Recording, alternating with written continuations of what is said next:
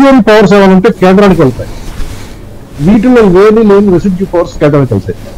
కానీ కేంద్ర ప్రభుత్వం స్పష్టత ఇచ్చింది రిజర్వేషన్ల మీద, బీసీ రిజర్వేషన్ల మీద. అది రాష్ట్రాల పరిధిలోని అంశము, దాంట్లో మేము ఏమి చేయము. తర్వాత సుప్రీంకోర్టు ఫలితాలు చెప్పింది, కులాలకి కాదు, మతాలకి కాదు, క్లాసెస్ ఆఫ్ పర్సన్స్ అంటే వర్గాలకు చెందిన వ్యక్తులు వారి యొక్క సామాజిక ఆర్థిక పరిస్థితులు మదింపు చేసిన తర్వాత, ఈ మదింపు జరిగిన తర్వాతే ముస్లింల రిజర్వేషన్ వల్ల ముస్లింలో ఉన్న కొన్ని కులాలకు మాత్రమే ఇచ్చారు. వారి యొక్క సామాజిక ఆర్థిక పరిస్థితి చూసి దీన్ని కేంద్ర ప్రభుత్వం ఓవర్ రైట్ చేయలేదు, ఓవర్టేక్ చేసుకోలేదు. ఈవెన్ సెంట్రల్ లెజిస్లేషన్ చేసిన state legislation giving the 4% reservation to the under BCE category will never go unless the state government passes against it. Right.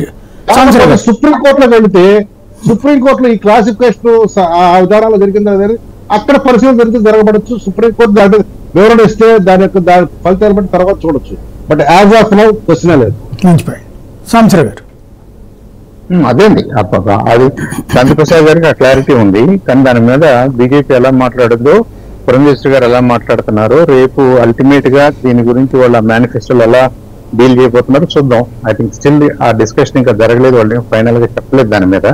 Rajnath గారి డైలాగ్ అయితే మాత్రం ఆయన ఐ థింక్ శాంతి ప్రసాద్ గారు మాట్లాడిన మాటలన్నింటినీ కూడా ఆయన పరిగణలోకి తీసుకుని మాట్లాడాడు. ఆయనకు కొత్త ఈ విషయం కొత్త ఏం కాదు. ఈ విషయం మతం బేస్ మీద రిజర్వేషన్ తప్పే, కానీ మతం బేస్ లో ఇవ్వాల, మతంలో ఉన్న కొన్ని వర్గాలకు ఇచ్చారు. రైట్. ఇక కృష్ణాంజనేయులు గారు, ఇప్పుడు మొట్టమొదట అసలు సూపర్ 6 పథకాలు ప్రకటించేసింది తెలుగుదేశం పార్టీ, అంతకుముందు షణ్ముఖ వ్యూహం జనసేన పార్టీ, ఇప్పుడు వైఎస్ఆర్ కాంగ్రెస్ పార్టీ ఇన్ని రోజులు లేట్ చేసింది. అయితే వీళ్ళది ఇప్పుడు ఉమ్మడి ఎజెండా వైసీపీ దానికోసం ఆపినట్టు అనుకుంటున్నారా, లేకపోతే వాళ్ళ దాని గురించి వీళ్ళు ఆగారా, వీళ్ళ దాని గురించి వాళ్ళు ఆగారా? నేను అనుకుంటున్నాను తెలుగుదేశం జనసేన మేనిఫెస్టోకి సంబంధించినటువంటి విషయం ఆల్రెడీ పలు దఫాలు సమావేశాలు అయ్యాయి. వాళ్ళిద్దరు కూడా ఒకే మేనిఫెస్టో దేనికి రాలే, కొన్ని అంశాల ప్రస్తావన చేశారు. కానీ జనసేన వాళ్ళు రెండు కలిపి ఉమ్మడి మేనిఫెస్టో ప్రకటన దశకు తీసుకురాలేకపోయారు. చాలా మీటింగ్లు జరిగాయి, నాకు తెలిసి 4 మీటింగ్లు జరిగినట్టుగా ఉన్నాయి అఫీషియల్ గా జరిగిన మీటింగ్స్.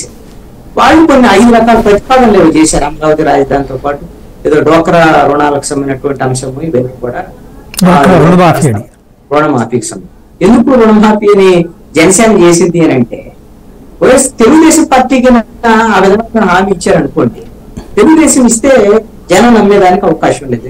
ఎందుకు 2014లో తెలుగుదేశం జనసేన, అప్పుడు జనసేన లేదు ప్రభుత్వంలో, పార్టీ వాళ్ళ అధికారులు నేరుగా పోటీ చేయలేదు, మద్దతు మాత్రమే ఇచ్చారు.